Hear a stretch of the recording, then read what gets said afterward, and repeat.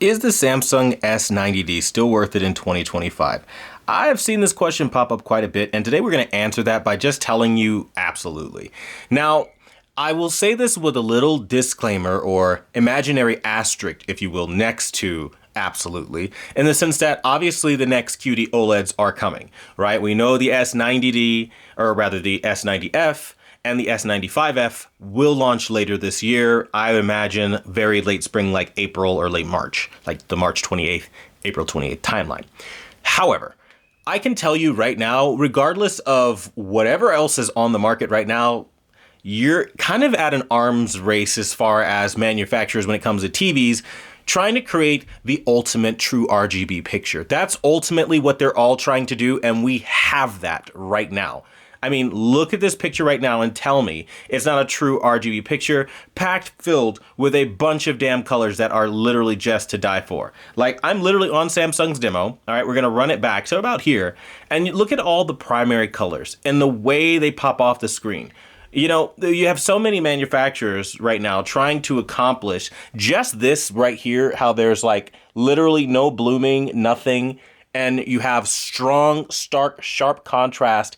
Basically anything the light reflects. Like if you look here, it reflects and it's very crystal clear and very sharp. And I think, again, the S90D nails it. Absolutely knocks that out of the park. I mean, but let's be real. How many of us are really going to be watching this very cherry-picked demo content? I got you. Let's give a more interesting example like the Squid Game. So in the opening, by the way, we're gonna have to pause this. We are gonna have to do it in pieces because there's no way copyright law will allow us to show you the show. But I can show you the imagery in HDR, which is what I'm showing you here. And you can clearly see all of the geometry. This is so important because this is the part of TVs that processors get wrong. So typically when you look at a TCL TV or a Hisense TV, this is the part where they're going to struggle the most with. Sony and Samsung and LG are going to do the best with, because this geometry is a nightmare for pretty much every television for the sole purpose of you're trying to clean up jagged edges, keep straight lines straight, make sure that the highlight is popping where it needs to pop, and you have all the color where it needs to be. This is essentially as true of a geometry nightmare struggle test as you could ever hope for, and it's just the opening of Squid Games. If we take a look at this example, we can see, again, facial details look really good, albeit now they are looking a little bit softer because things are in motion, and I did grab a paused frame, but you have all the contrast around the character here as you really would want to see. Highlights are coming in decently, but not terribly strong. But this is the part where I would add a little disclaimer like I did in, again, the opening of the video, and why I say yes, but with the disclaimer. You see, the newer TVs are undoubtedly going to be brighter, even by a little bit. And Samsung, unfortunately, has this nasty habit of if you buy a product and you update it, the brightness goes down. Now, this brightness sits somewhere in the ballpark of about 1,000 nits from what it feels like. It's not anywhere close to, you know, the 13, 14, 1500 nits you were getting before. It's about 1,000 nits. And that is going to make this, in my personal opinion, a midday to dark room television. A bright room TV, this can never be again because it just lacks that extra pop that it's supposed to have. Now, there are some people that say that they've rolled out a brand new firmware outside of the one they've already rolled out that improved this a little bit. I don't know how true that is. You know how the rumor mill goes. But you can see what I'm talking about. Hopefully, maybe, I don't know. I mean, I can even try to turn on a light here and show you that even when you turn on a light, it's just not great. Like, the brightness is just not there. Sharpness, clarity, all day, but I'm sorry to tell you, the brightness is just way lacking for my personal expectations based off of where it was. Now, this is where you feel the joy, again, of having a true RGB TV, because when you get to scenes like this, where you have a bright primary color, in this case it's red, and then you have it against an umbrella, and then you have mixed lighting, which is literally a nightmare for any videographer. Don't know how they shot this really, but you've got the tungsten light in the background, and then you've got almost like I would say daylight white there, but it's kind of not really. It's still like an off version of tungsten too. I'd probably say it's closer to like 32 to 4400 Kelvin. Again, nerd specs don't really matter like that. The reality is you're seeing all of the different kinds of light when you talk about warm tones, and it separates orange from red, from a light yellowish color very, very well, where when you don't have true RGB TVs, usually the red will start to look a lot like orange, the orange will look like yellow, and the yellow would actually start to look a lot towards a bluish green color.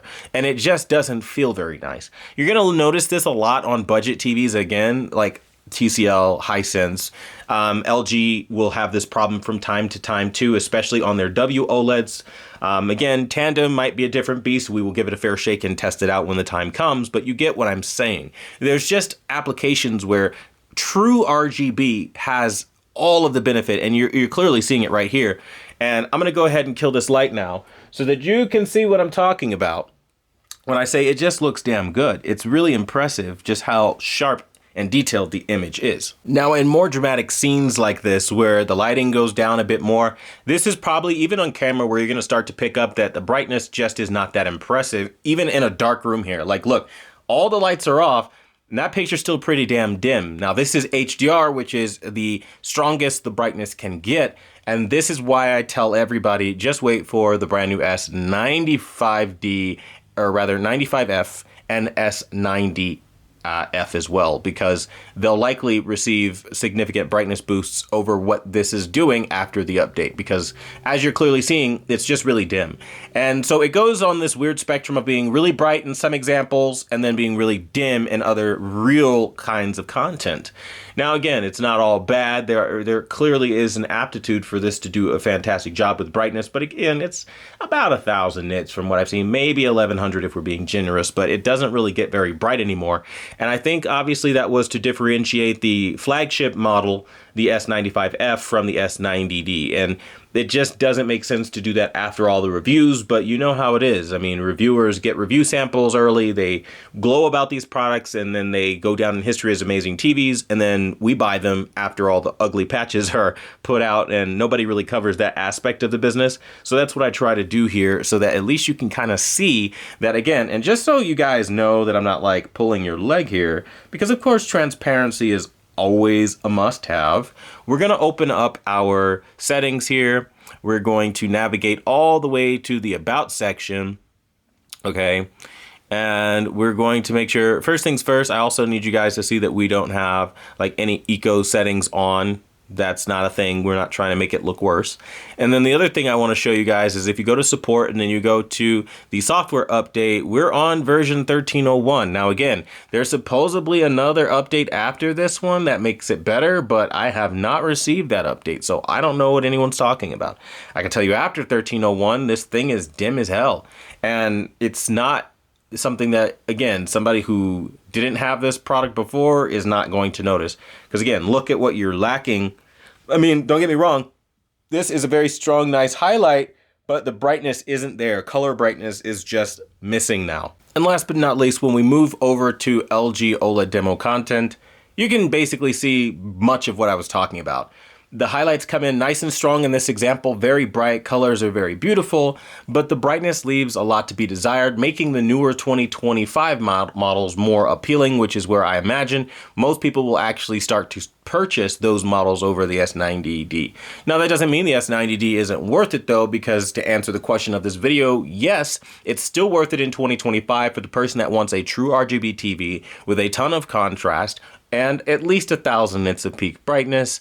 Something that's good for a dark room to midday room, like sundown or dawn maybe even, but you're talking high noon or bright environments with all the lights on, you're not going to really have the brightness you're going to want, and it's going to make you desire a lot more brightness, especially if you're gaming. You're going to want to see all of the shock and awe of the extremely bright highlights if you like that kind of thing. The S90D is just not going to do that anymore, and that's where something like the newer models might appeal to you better. Even what TCL is doing with their QM 8K this year.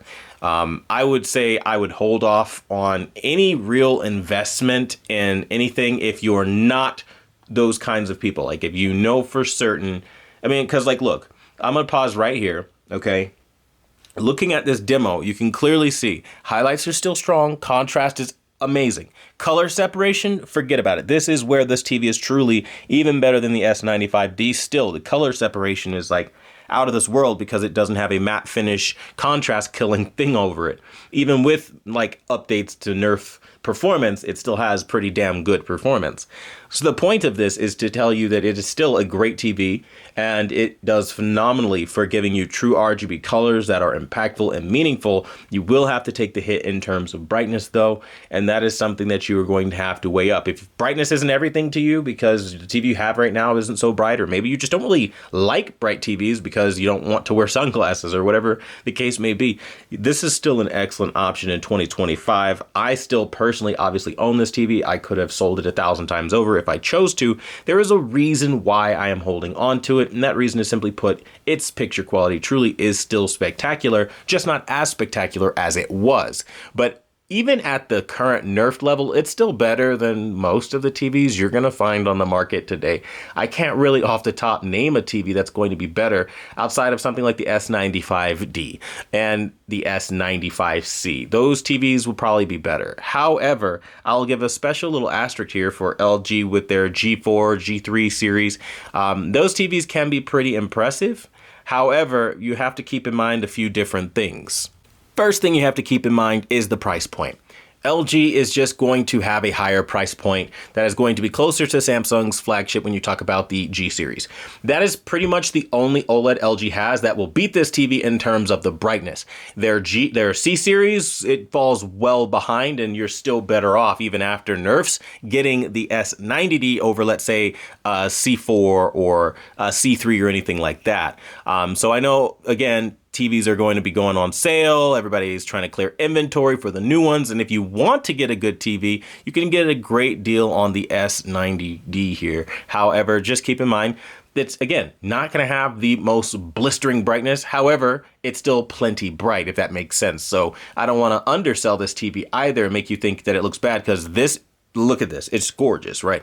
And again, this is where the true RGB colors are coming into so much of a clutch win for a TV like this, because you are truly getting the premium cutting edge visual experience that you really can't find anywhere else other than a Quantum Dot OLED, despite what some will have you believe with some innovations that LED has made. Right now, currently, this is really the highest that it gets as far as picture quality at the consumer level. Now, if you're a multi-millionaire and you can afford people to give you prototypes, that's different, but at the consumer level, this is basically it. And I gotta say, it's still pretty damn viable in 2025. I will be comparing it to the new TVs that launch in 2025 to show you, not just tell you, but also show you how it actually stacks up. If you want to see that kind of thing, make sure you subscribe, hit that bell notification so you don't miss a thing, and let me know if you have this TV and still think it's good in 2025, or maybe not.